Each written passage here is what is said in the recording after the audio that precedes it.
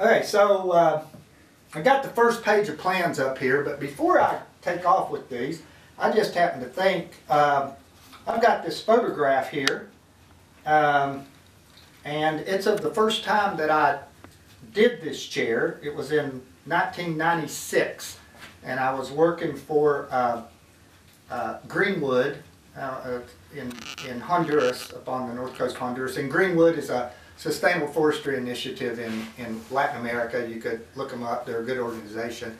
And I was designing value-added products for them, and we've been making some post and run chairs, and I wanted to design a Windsor type chair for them.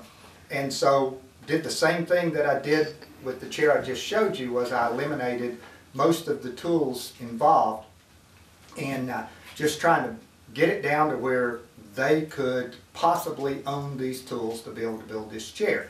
And so the other day, this just happened to fall out of some material that I had on my bookcase here, and I went, oh, well, there it is. And those are 6 of my early students, and they're a lot older now, being 22 years ago. They were teenagers then at this time.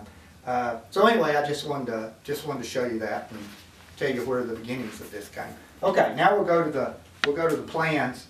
Oh, and I resurrected the chair about I tried to bring that back to the U.S. to teach it then, but there wasn't much interest. And then about 2 years ago, I realized there was an interest in just minimizing a lot of these tools that are needed to make any functional object, such as spoons or bowls. And so I resurrected this chair and worked on it for a while to tweak the design, and now this is what you see, and get the plans drawn for it. So these plans, they're available on my website. There's 4 sheets, detailed sheets. So here's the elevation. Let me put on my glasses so I can see what I'm looking at here. You know, it's got the parts list up here. And then it's got all the angles, and then this is half size right here, because obviously full size wouldn't fit on a piece of paper. And let's see, that's about all. Just wanted to show you that, and now we'll go on to the next page. So here's, well, the turning page, but there's no turning, so what do we call it? We call it something else. I don't have my glasses with me. We call it the octagonal, the octagonal parts, which is what they are. So you got your spindles up here. We've got cross sections also right there. So you see that, and there's the post, and that's the crest rail, and the leg and side stretcher and center stretcher, and that's all draw knife, the draw knife work. Most of it is just roughed out with the draw knife and left out, except for when you dry the parts, you'll have to size the tenon after that. But the main bulk of the work is just right off the draw knife in its initial shaping. It's a lot of fun. You want very green wood for that. Okay. So on this page, I've got what I call the recipe, which is, you know, preheat the oven to 350 and et cetera, et cetera. It just kind of breaks it down and makes it digestible. You know.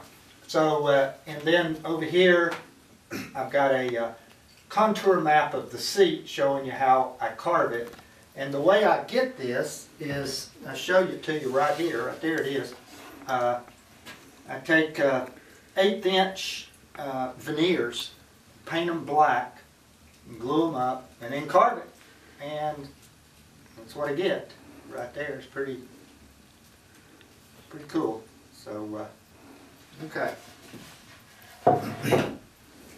Okay, well, the next page will be the templates.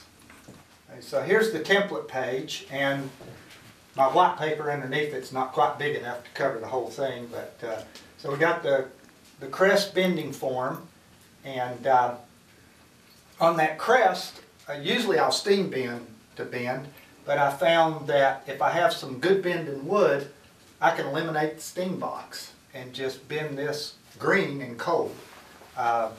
You might be able to do that if you've got something like some good white oak or ash. If not, then you'd have to add a steam box to it. But I was pretty pleased I could eliminate the steam box with that. Now here, what this is these are the angles. So if you're a chair maker, you're probably used to dealing with rake and splay angles.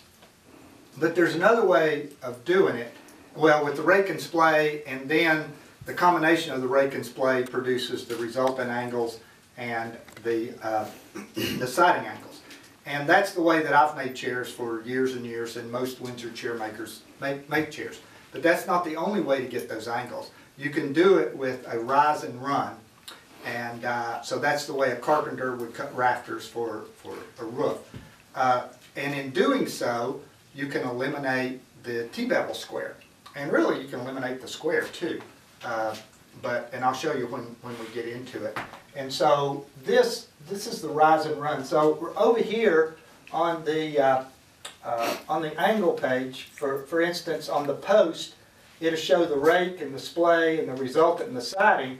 But then out from the resultant, it will show what the rise and run is. So it says a 48-inch rise and a 12-inch run. So right here is the post, and here is the rise, and of course we brought it down to 10 inches instead of 48, and then the run then ends up being only 2.5 inches. So you can do all of your angles, front leg, rear leg, and the post with these cutouts right here, or you could just, you don't even need these, you can do it all, you know, we'll show you a close-up of this, and you can do it with your rule if you just have those numbers. You don't, we just put that in there just for convenience, but you don't have to have it. So anyway, there's the seat template, legs and spindle layout and all that. So anyway, that's what's available.